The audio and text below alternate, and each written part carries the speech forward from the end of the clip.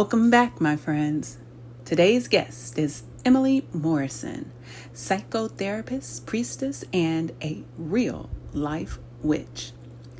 Emily blends her clinical expertise with earth based spiritual practices, helping her clients reconnect with their personal power and inner magic. She's also the host of the Witch Next Door podcast and brings over 20 years of witchcraft experience to her work. Let's dive in and explore how modern magic meets meaningful healing. Welcome, Emily, to Kinky Knots Cafe's Proactive is the Way. If you could, please introduce yourself to our audience, sharing with us your personal and professional background. Thank you for having me. I'm so glad to be here. My name is Emily Morrison. I am a licensed marriage and family therapist. I live in California and I'm licensed here, but I'm also licensed in the state of Oregon. And I have a private practice. I have a husband and many animals, and and I'm very passionate about somatic psychotherapy and working with the body-mind connection. That is one of my favorite modalities is really helping people reconnect in that way. Uh, and then I have a little side hustle, which is that I teach witchcraft on the internet and I hold retreats and conferences. And in addition to classes, I run a year-long program that is currently called the Priestess Path, but will likely get a new name sometime here in the future. So I am a witch and as well as a therapist. That's pretty cool. I like that. I feel like it's a balance and I'll Mhm. get to why I say that because of the book that I've been reading that got me so intrigued about learning about witches and who they are and what they do and where they come from. So let's start there. Help us to understand, how did you get into this space? Because it's interesting. It's not every day someone wakes up and I don't think and say, I'm a witch. I mean, unless you were born into that, right? Unless you were born Sure. into it. So if you could help me to understand your story, what led you to identify as a witch and how did your journey begin? Sure. I think in some ways I was always interested in witchcraft because even as like a little kid, I was always interested in the occult and the paranormal. And at that time, I really equated all of that with witchery because, I didn't have another context for it. And then when I was getting to be a preteen, I started getting really interested in different ways of divination. And I got my first tarot deck when I was 16 and started doing that all the time. And then kind of fast forward up into I guess I was in my early 20s and I was in college and I was taking a comparative religion class. And the group that I was assigned to be with, we decided to do a presentation. We had to pick, everybody had to pick a religion in your group and do a presentation. And so my group picked Wicca. And at the time, I knew somebody who identified as a witch. And part of the whole process of doing this group presentation was we had to go to some type of service or celebration within the religion that we were assigned or had chosen. Okay. And so I found out from this friend that I had that there was going to be a big public Samhain ritual. And Samhain falls right at Halloween time in the Wheel of the Year calendar. And so I was like, all right, well, we're going to this public ritual. So me and all of my buddies from school went to this ritual, and I had a really profound experience there. And I had been reading about Wicca and learning about, witchcraft and whatnot Mhm. for that class. But that experience opened something in me where I was like, I have to know more and I want to learn to practice this. Oh, okay. Um, so that was really the place where I took an intentional turn toward witchcraft. Okay. Okay. Now you said that when you were 16, you got your first tarot deck. Yeah. Help me to understand. So you beforehand, I guess what gave you the original interest? Was it just because you were watching TV as a kid and the sci-fi movies or paranormal movies, etc. I mean, like, what was it, a person, or was it just really that introduction from entertainment? I think it was a combination of things. And I think that when I was very little, when I was 3 years old, I was obsessed with Casper the Friendly Ghost. And I actually believed he lived in my closet. So, so I had this whole like relationship with my quote imaginary friend Okay. who lived in my closet. And and I think that my interest in that type of thing, that more supernatural, paranormal thing, Mhm. just peaked throughout my whole childhood. I was curious about ESP and telepathy, and some of that was influenced by the television and the stuff that was on at the time. I don't know if you remember that show, That's Incredible. Do you remember that show? No, I don't. Oh, it was from the 80s. And anyway, they would do things like spoon bending and, all of these Ah, kind of wild things that people could do. okay. Uh, So that all intrigued me. And then as I got a little bit older, I just got more and more curious about all of those things and started doing my own research. And there was never anybody, any one person in my life who was leading me down that path. It was always just a curiosity and a connection with, I would also say a connection with nature, which now is a really huge piece of my own personal practice. Okay. Okay. Very, very cool. So talk to me a little bit because, I will tell you how old was I when I first met my first witch? Hmm. I want to say it was just a few years ago. Not a few years ago, maybe 27, yeah, 17, 2019. Around that time, I met my first witch. And I mean, like, it was the first time. So let me give you a little bit of background about me. Yeah.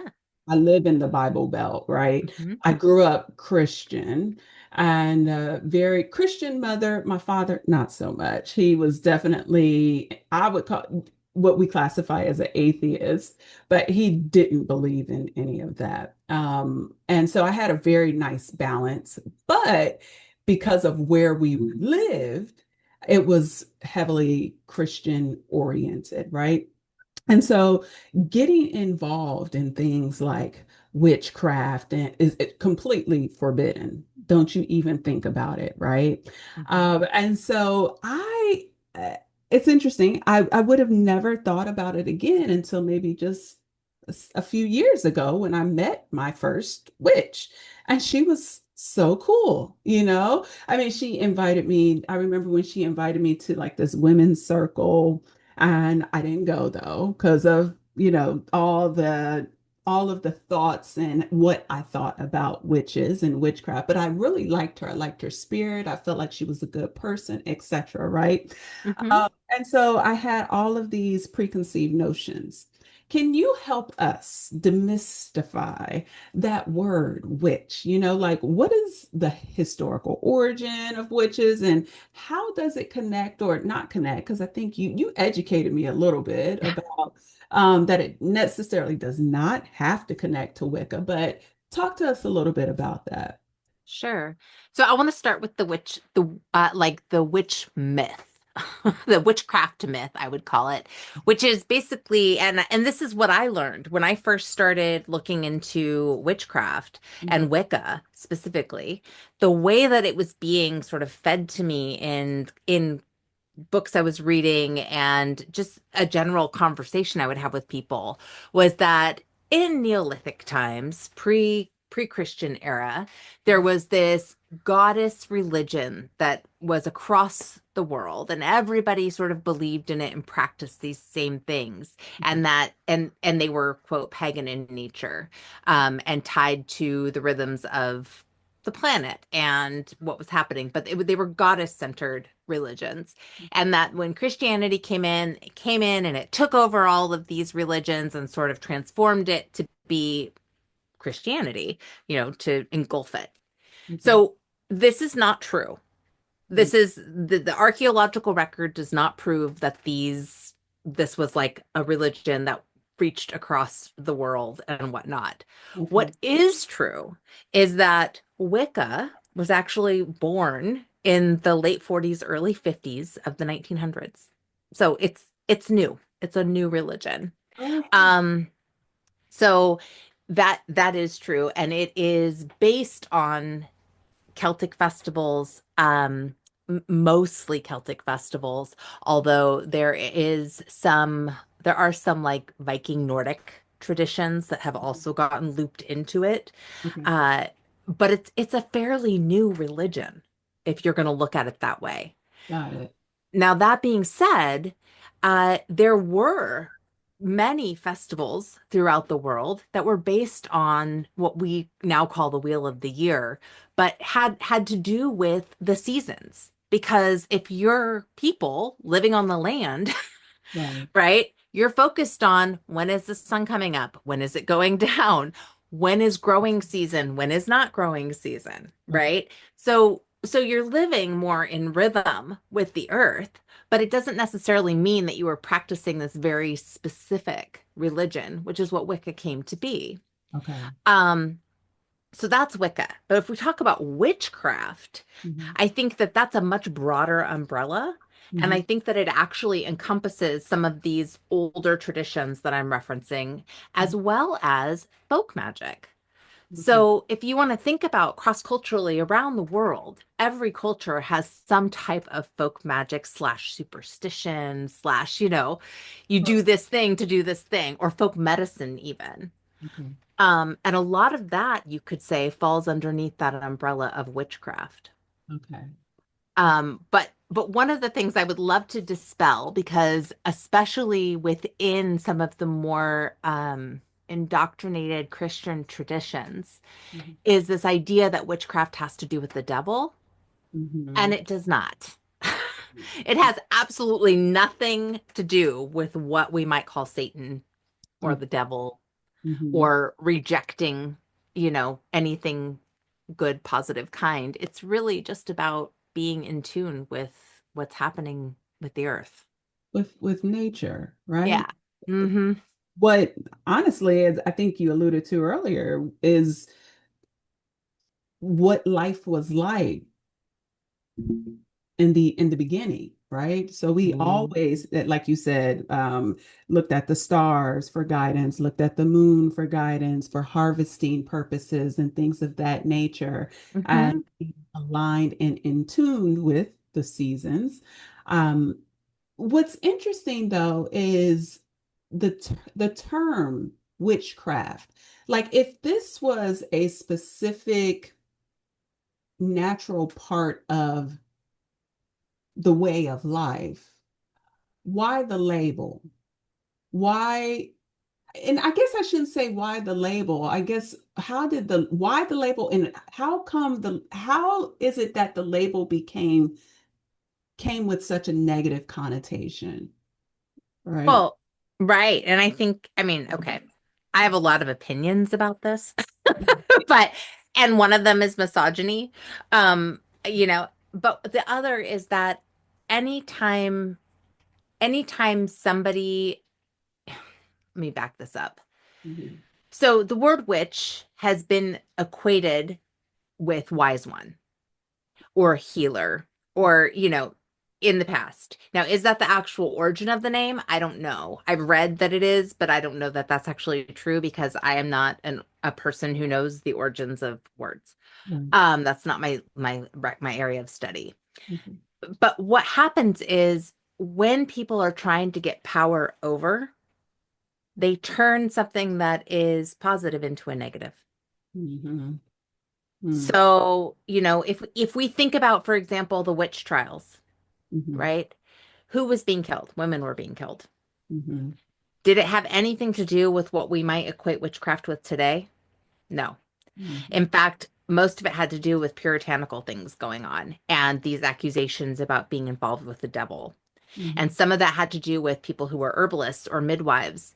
Um, but really, a lot of it also had to do with trying to get people's property, trying to take Mhm. away. So it's this idea of oppression, right? We have to label something as bad or other to be able to take control of it. And I think really that's where how witch got this negative connotation. It Okay. has also, been equated with Heg, the word hag and old women Ooh, and old yes. women, right? And like old creepy women who are green with warts and like looking all funky and wild.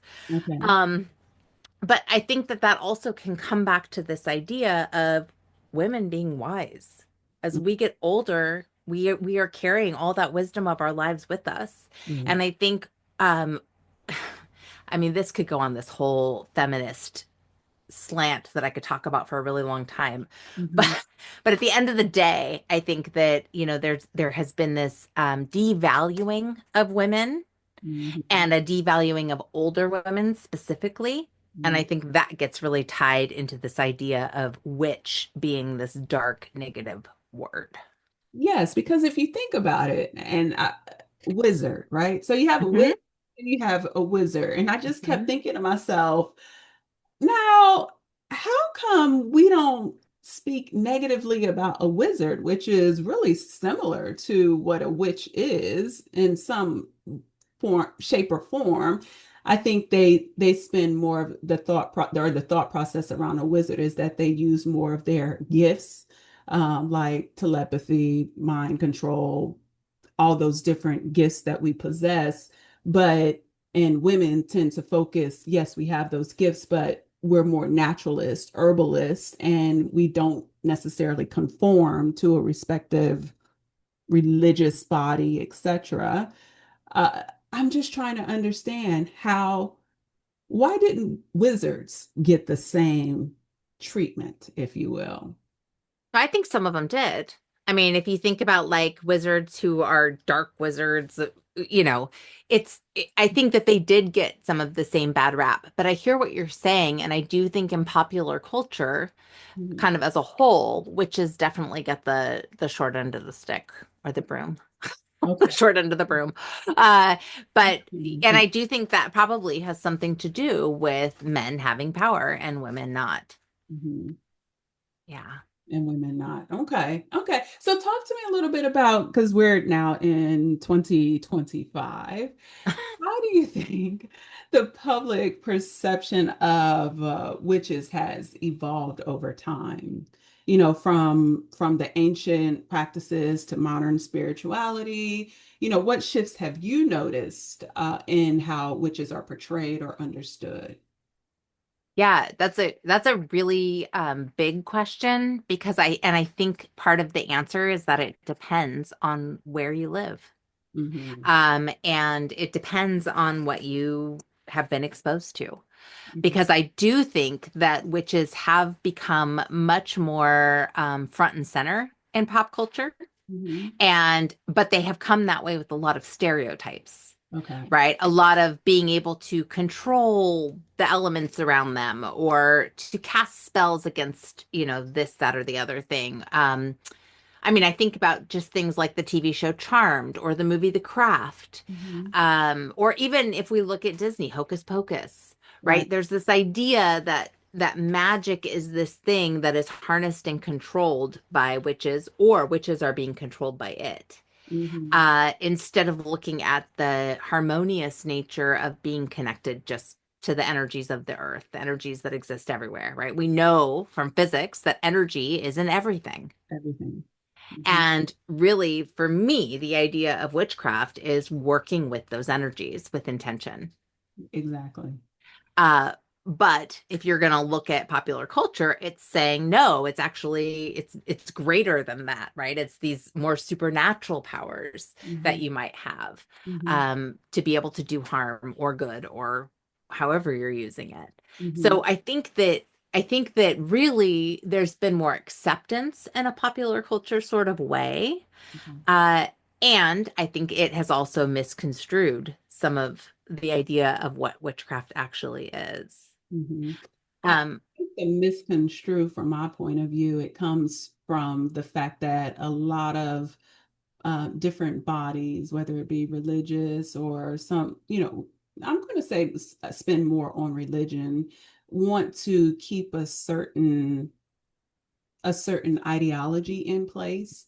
And if you bring to light what life is really about, mhm. a lot of that would go away, and there's fear in that. And I don't, and I, from personally, I don't ever think that like I grew up Christian. And I loved all of the stories that we used to read in the Bible, the Mhm. Torah, the gospel.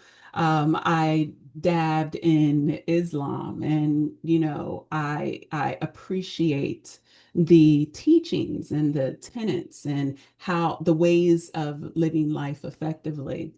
One of the things that I noticed is that we are not very open with regards to individuals like witches, who are very in tune with their natural capabilities. We call them supernatural, but they've always Mhm. been a part of us.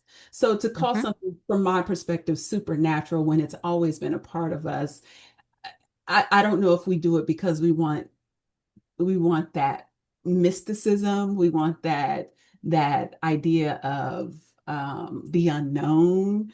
Um, I don't know if we call it that because that's how we want to portray it, but it's always been our way of life, right? Mhm. And so it's just really interesting to me when I see groups or bodies of people still talking about this population, whether it be a witch, whether wizards, etc., in a negative and showing it in a negative light when really all they're doing is being human, and Mhm. they're leveraging the gifts that they've been given in order Mhm. to manifest their life, or in order to and and I know I'm kind of going on a tangent here, but I just really wanted to share with you why I feel like so many individuals hold on to these negative connotations versus really trying to understand who you are as a person, Mhm.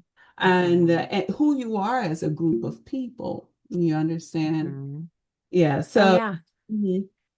I think, I just to kind of riff on that is I was really close with my grandparents and they're now since passed, but I went to witch camp one year, which Did you? was yeah, it happens every year. It happens around the globe. There's multiple witch camps out there.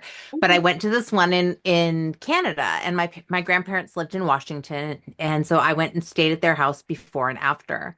And my grandma was a very good friend of mine, but she was like she grew up in Salt Lake City or near Salt Lake City, Utah. So she was not in Salt Lake City, but near Salt Lake City. Her family had been Mormon and she was not, but her extended family was, and that was the culture she grew up in.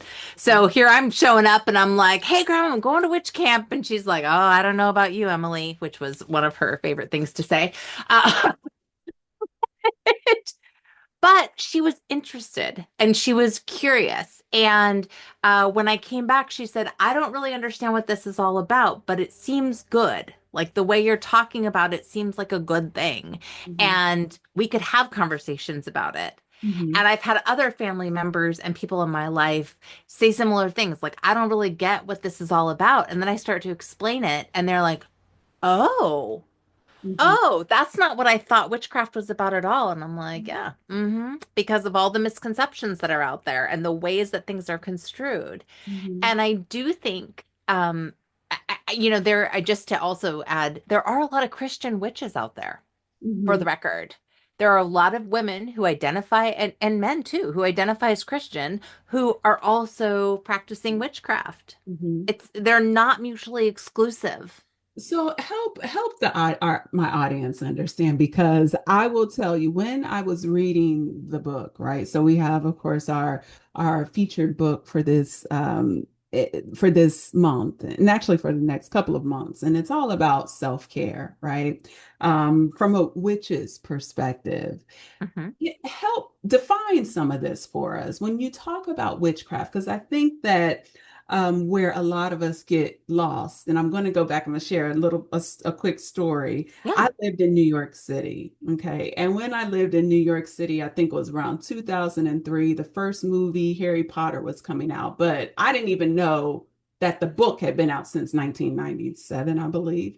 Hmm. And so living in New York City, everybody's like, "Oh my gosh, Harry Potter this, and everybody's buying the books and we're on the train and everybody's reading the same books, etc. It was just like such a big to do. And every was very open and receptive. It was like the first time where I saw everybody like really open and receptive to this idea of witchcraft, etc.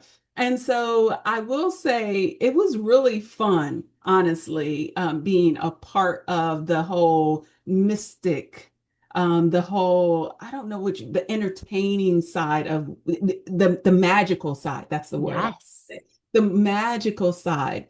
But of course, it's TV, right? Hmm. And so when you have TV, you gotta elaborate and make it a little bit more than what it actually is. And so I will say, when I started reading this book, I thought to myself, I was like, well, dang, where is the spells and the potions? I was hoping to see what I had read in the book, what the Harry Potter books, or what I had saw on within the movies. But it's nothing like that. No. So if you could, can you define some of these terms, like what a spell, when you say spell, what does that mean? When you say witchcraft, what does that really mean? Sure. So I would say witchcraft is again, the umbrella term, for really connecting with the elements, working with those energies I was talking about, living with intention and, setting intentions. But really, I mean, overall for me, it's really about attuning to the natural world, and those rhythms that exist within me. And then being able to dip into those energies that are all around, whether you call it psychic or empathic or, just in tune and intuitive, being able to really hone those skills, which, like you were saying, we all have. We are born with them, we live with them, but some of us are just more in touch with them than others. But for me, that's definitely part of my practice. Mhm. And then when we talk about doing something like a spell, it's really about setting an intention and then creating some type of way of raising energy around that intention to be able to send it out into the world. Mhm. So that could be something as simple as whispering a prayer on the wind, Mhm. right? My very favorite spell of all time is from, it's so silly, but it works every time. It's Mhm. from Morson's book. She's not related to me, but Dorothy Morrison has a book called Everyday Magic, I believe is what it's called. And there is a parking spot spell in there. And in that spell is, Goddess Mother, lift your face, find for me a parking space. And Mhm. whenever I cannot find a freaking parking space, I say that, and sure enough, I find a parking space and I leave some pennies for the powers that be on the ground. And I'm like, oh yeah, that was my magic right there. That's so funny. That is so funny. So yeah, so I like that because when I was reading the book, right? So the book as it relates to, self-care, Mhm. I realized a lot of what I was experiencing is really what I do every day on a Mhm. daily basis. Whether you're a Christian, a woman that doesn't really follow any type of faith, from my perspective, it was feminine energy is how Mhm. I framed it. I feel like personally, as a woman, as a mom, I'm always getting up. I'm always setting my intention. I'm always cleaning my space, getting ready to think or say a prayer, to help in manifestation of things that I value or want in life, or if I need direction. I don't have a lot of medallions or trinkets or things that I pray on or over, but in a lot of different religions, whether it be a rosary or beads of some sort, you do see that a lot of individuals do that. And so when I was reading the book, I was thinking to myself, why even use the term witch, right? I said, this is naturally who we are, right? And who I am. And then I was like, well, who a lot of people are. We all should be called. If this is the case and we have to have a label for something, then we're all witches. We're all wizards of Mm. some sort because we all in some way have a belief in something. in some way, shape, or form, have a ritual that we go through to help us be able to manifest or to get through whatever it is that we have to get through.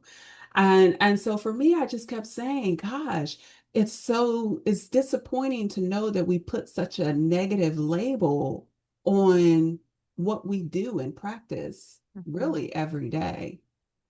Well, I think part of the negative label also comes from the mystery of it. Because even though we could break it down and be like, you do that, you have this intention, you work with this specific energy, and you bring this into being, Mhm. there's still this mystery about how it happens, right? And it's coming from us directly and whatever connection we have to the world around us. Right. We're not giving that power away to some higher being. We might believe in a higher being or a higher power, whatever that is, the universe, God, whatever you might call that energy. Mhm. Um, but there is something about the mystery of it all that I think can freak people out and make it a little more like, ugh. I mean, if you want to think about something in terms like of divination, let's use that as an example. Mhm. For millennia, people have been divining. I mean, we can think about like the Oracle at Delphi. Mhm. We can think about the shamans who used to use weather witching or casting bones as a way to try to see the future. Yeah. We are human and we want to know what the hell is going to happen next. Because it's really scary to not know. So Right. we're going to try to figure that out. And so divination has sort of become this tool that people have used over millennia to try to make sense of what's coming next. Right. Now, do I think that divination's telling the future? I don't actually. I think what it's telling us is to look at what we already know.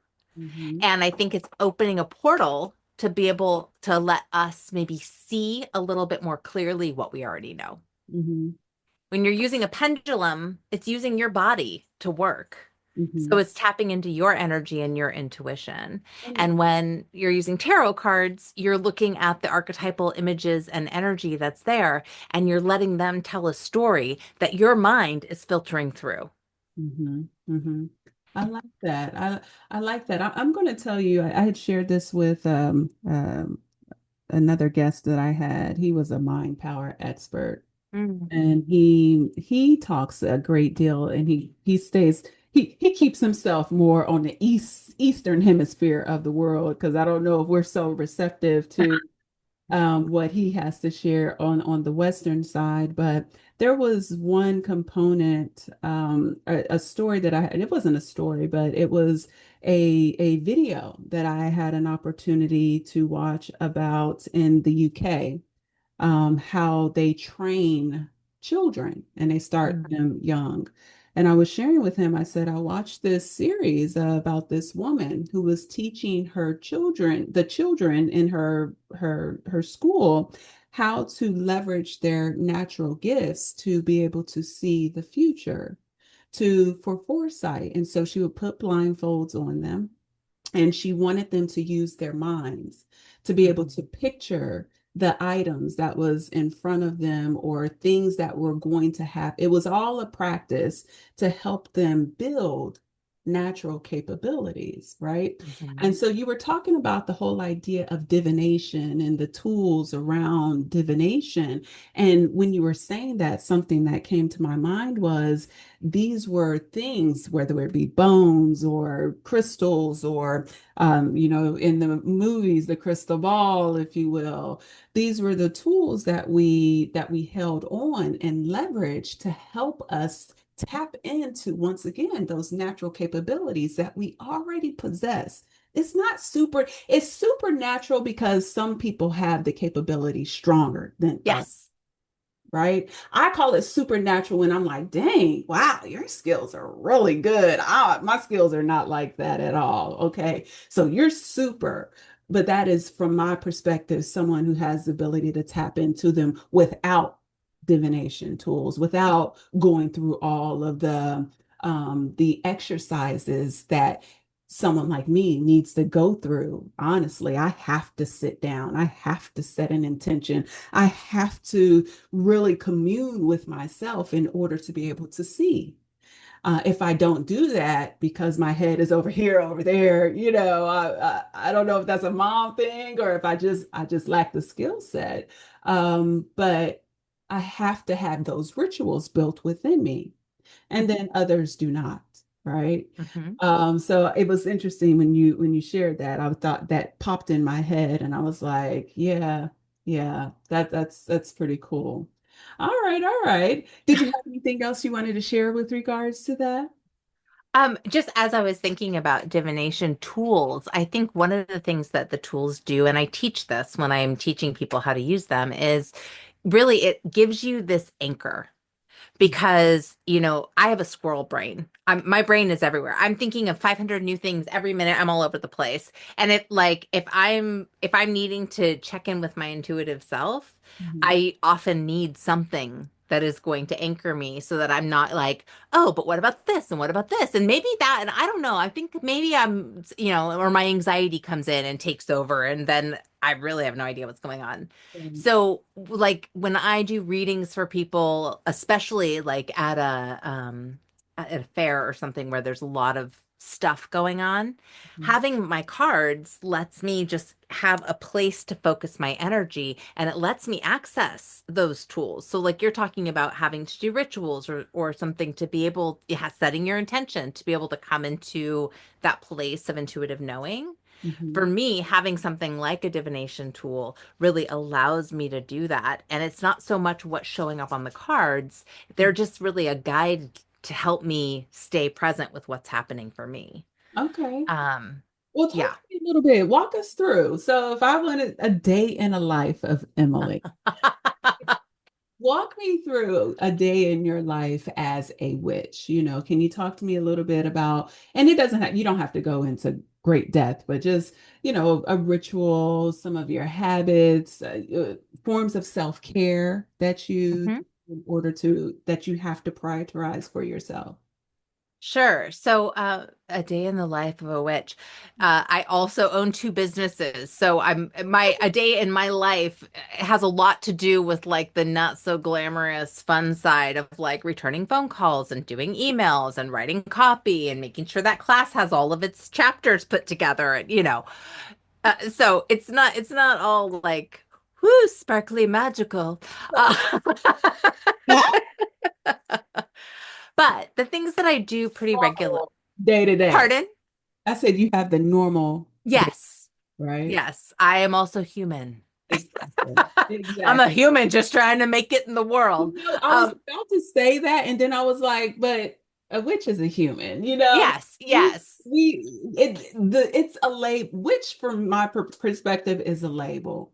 You Yes. are human, a beautiful human who Uh, has natural, beautiful gifts, and you are sharing with others how to effectively tune into those natural gifts totally. as a witch. Right. All right. Yes. All right. But So, but a day in the life, there are things that I bring into my day-to-day life that come from my craft and my practice that definitely support me in my life.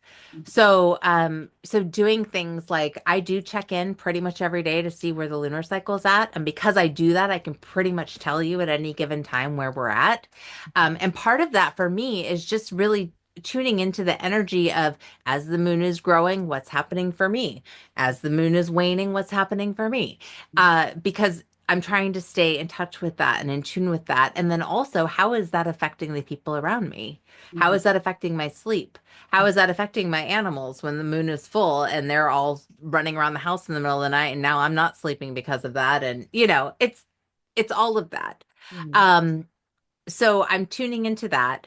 I often draw a card every day. I would say almost every day I pull a card and we'll have some reflection around that, whether it's journaling or just sitting quietly and thinking about it, or picking up a tarot book I haven't in a long time and reading about it. So just as again an anchor point, like what's happening here? What's this about? I'm giving gratitude to the elements. This is a really huge one for me in my life. Like, I'm really taking the time to appreciate my water that I'm putting into my body, that is nourishing my garden, that is washing me, all of those things. So I'm really taking the time to tap into the elements and to appreciate them. If every single time I blow out a candle, I say thank you, fire. Mhm. Doesn't matter where it is or what's going on. I Mhm. always say that, even if it's my birthday cake. Okay. Because I'm grateful for that fire and I want it to know, like, I get that you're a powerful force and I thank you for that. Yeah. Like, It will burn your house down. Okay. seriously, seriously. You fire. Yeah. So the gratitude practices, paying attention to synchronicities. And, I call it being in the river of flow whenever I feel like the synchronicities are coming. But there's definitely moments in my life where it's like, oh, ping, ping, ping, ping, ping. Okay, got it. There's stuff is lining up here and I need to pay attention. Right. So I'm always noticing when those things are coming in. And the other thing I notice is when people are popping in my brain. Mhm. So if I'm having, somebody who's coming into my brain a lot and I'm thinking, why am I thinking about them? I don't know why. I will just reach out and be like, hey, I was just thinking about you. Mhm. And I would say 9 times out of 10, they've been thinking about me too, or they've been wanting to talk to me about something. Right. Well, that's the Um, energy that you were talking about, right? We are mhm. connected. We Yes. like to divide ourselves by color, by class, etc. But the reality is that we are all one. And Hmm. a lot of people don't, I think they get a little bit nervous when I talk about the fact that we are all one, but we all possess this energy with regards to, I mean, if you go back to the beginning of time, how the first humans were formed, we Hmm. were all formed simultaneously. And what I mean by that is with that energy that helped to develop us into what we are today. So an element of you exists in me, right? And so, Totally. if you when you have those thoughts, it most likely is the fact that we are communing with unknowingly. Okay? Hmm. Unknowingly, we are communing with each other. I call it telepathy, Hmm. especially before we had language. How did we communicate? How did I know that, my son was in trouble in the woods and I was at home cooking dinner? Back in the Hmm. day, before language truly existed, these skills that we possess were much, much stronger. But over time, because we have language, now we have cell phones, we can't remember nothing. We've developed all these tools. Hmm. Right? We've developed all these tools that has lessened those natural capabilities that have always been a part of us. And so, when I see, when I think about when you said that, it reminded me of how I used to live in Senegal, West Africa, and how it Hmm. would be um, in Senegal, but my father, he would feel or sense me. And he was always right on time, contacting me. Hey, how are you doing? At the right moment in time, right? Hmm. And he didn't birth me. My mom birthed me, right? But I was thinking, there's an element of you, of course, within me because I was conceived through you. Right. And that energy, it exists through us all, whether we want it to or not, which is why I find it very, very difficult to hate someone. It's very difficult for me to hate someone when I look at you and I'm like, you are me and I am Hmm. you. And when I look at you, I feel like I have to be a good steward to you because you're a Hmm. part of me. And if I treat you wrong, then I'm treating myself wrong. If I do a disservice to you, then I'm doing it to me. Because we possess this energy. And Hmm. but a lot of people, I don't think a lot of people think like that. And I think a lot of people are like, dang, this girl don't ever get mad at no one. It's very difficult for me to get mad at people because I look at you and I see me. I do. Yes. When I see me, I interact with you and your children, etc., and you're all a part of me. So it's just very interesting, that you shared that, and I just wanted to share. It's because we are a part of each other, whether we want to or not. You were born in a white wherever you were born, right? I was born in a Black family in Ohio, etc. But we're still connected. I still Yeah. look at you as my sister, right? Yeah, so thanks. No, I feel that. I mean, I really do think that we're all connected. And I think that that to me is a big part of what witchcraft is about, is tapping into that energy, that web that is running through not just each of us, but the trees and the earth and the rocks and like all the things. It's all everywhere. And I know that that can maybe sound kind of woo, Mhm. but I mean, scientifically, it's also true. No, it is true. It is true. So, We don't need science for it. I mean, no, but well, science will help folks gravitate or accept or have yes. tolerance, but we know deep down, deep inside what is real. But Yes. because we don't have um, evidence, because we've designed this whole need for evidence, Hmm. it's very hard for people to come into a level of tolerance or seek first to understand. Hmm. From my perspective, if you do that, if you're someone who possesses that, everything will be understood. But we hinder ourselves from seeking first to try and understand, which is disheartening because when we do that, we stop our progress. We stop our ability to be progressive. That's another topic for another day. I can go on about that all. Yeah, but no, I truly appreciate you sharing that about us. I wanted to get into my last question because I really think it's time that we get into a place where we ask the question, seek the source first, Hmm. versus leaning on stereotypes or what we heard. And it would be helpful if you could share with our audience, especially those who might be a little apprehensive, like, yeah, my mama told me don't hang around witches, and they really don't have an understanding. What's a safe space? What is it that they can do to help themselves learn a little bit about you, about who you are with a witch and what you do? So so I would say just if you were looking for general information about witchcraft and the origins of the most recent, like Wicca and its resurgence, a book that I love is Spiral Dance by Starhawk, excuse me. Okay. And she actually has written quite a few books, and I would recommend all of them. She's a great writer, and they are all about earth-based spirituality. But Spiral Dance really brings you back to the to sort of the story of Wicca and laying it all out in a really clear way. Mhm. Um, and it also has rituals in it, so you can kind of read about different things you could do and then maybe try a few if you're feeling courageous or curious. Mhm. So I love her stuff.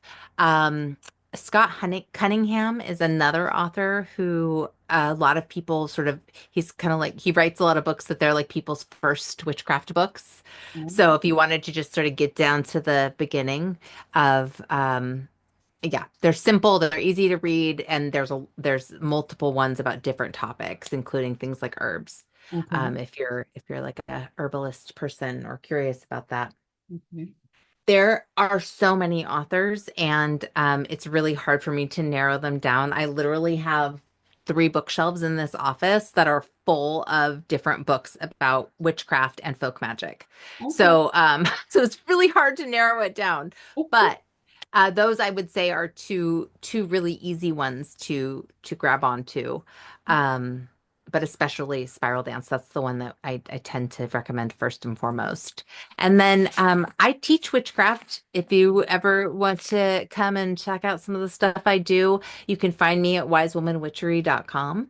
I have several classes that I offer, and then I also offer this year-long program. And my year-long program really takes you through the foundational practices of witchcraft and then builds on them, bringing in some of the inner work because my whole thing is that I believe, as we've been talking about, we are the vessel. We are the tool Mhm. in the craft that we create. And in order to really be a clear tool and a clear vessel, we have to be willing to do the inner work. All right. And so part of that might just be my psychotherapy background, but but the other part of it is it's Mhm. true. It is. I was going to say it is so, so true. Before I even had to put a label on it, I think that, learning about witchcraft, learning about really, I thought to myself, I don't define myself as a witch. I don't label myself, but a lot of the things that you do in terms of setting intentions, in terms of digging deep within to truly understand who I am, what I'm about, what feeds me, what drains me, etc. And how do I get connected back to my natural state of being without being pulled this direction because I have to feel like I belong here or over here, etc. But getting really to understand me so that I can be of service to others. Hmm. It's all a part of really what you do. Hmm. I don't label it that, but I don't label it a witch. But it is a part of something that I do. And so, but thank you for sharing those resources. I did.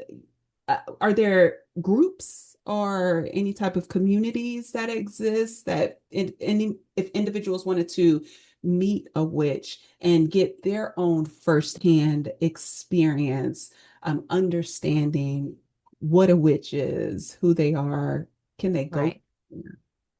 That's a good question. Part of it depends on your community and Okay. where you live. There's a lot of online hubs, especially if you were to look up on Facebook like witch groups. Like there's quite a few different types of witch groups out there that you can always lurk in and see what people are talking about and get curious that way. If you live somewhere where there's a metaphysical shop, that's usually a good place to go and find out like, are there local witches? Okay. Are there people, maybe there's a crystal shop or some new agey place. Okay. Um, there's some overlap there with witchcraft. And so, sometimes that's a good resource. If you're out traveling, I mean, let me back this up. I think that one of the coolest ways to learn about witchcraft is to find out about the folk magic for the place you live. Hmm. And you do that by finding out who lives where you are, who are the generations that have been there before, and what is their relationship with the energies? What are the superstitions? What are the things? There's so many things that we do, just thinking about superstitions and whatnot that really are have their origins in like folk magic. Okay. So things like throwing salt over your shoulder when you spill it, Okay. uh, you know, just things like that. So that's what I would say. I mean, that's a pretty broad answer, Mhm. but and I'm always open to questions. If you're listening to this podcast and you're like, "Hey, I have this question," email me at emily@wisewomanwitchery.com.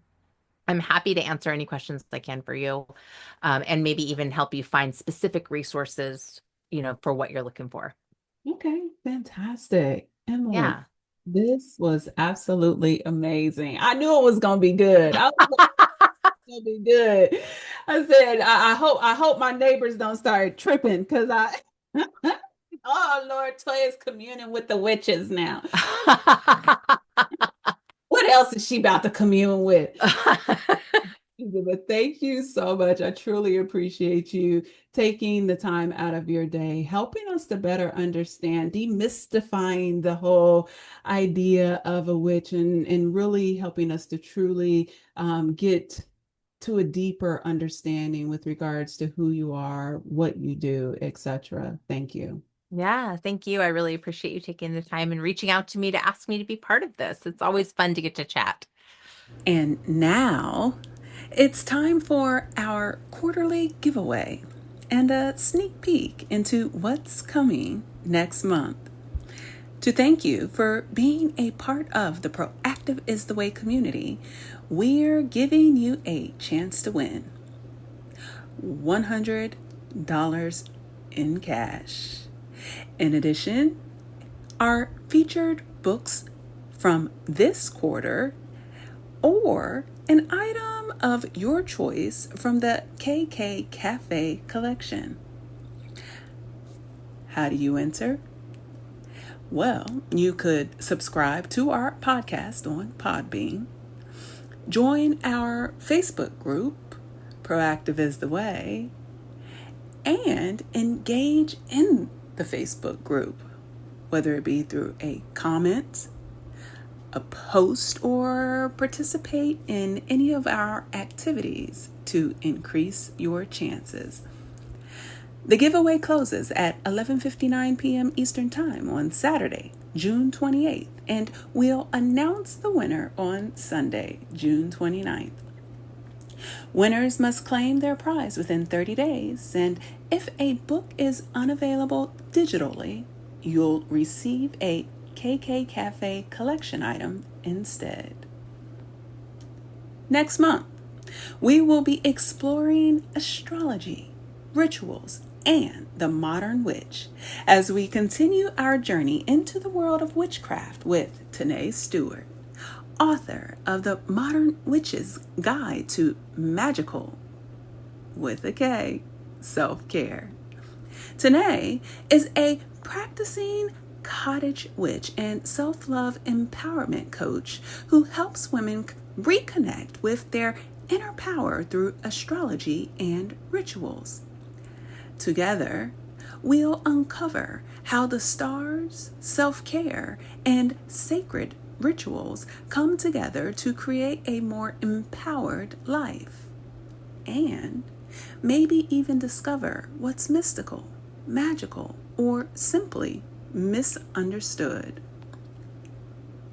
In preparation, please pick up a copy of the book and join us in 2 weeks as we conduct a review of Tanae's book and discover self-care through the lens of witchcraft, the truth behind rituals and setting an intention, as well as how astrology can become your spiritual compass.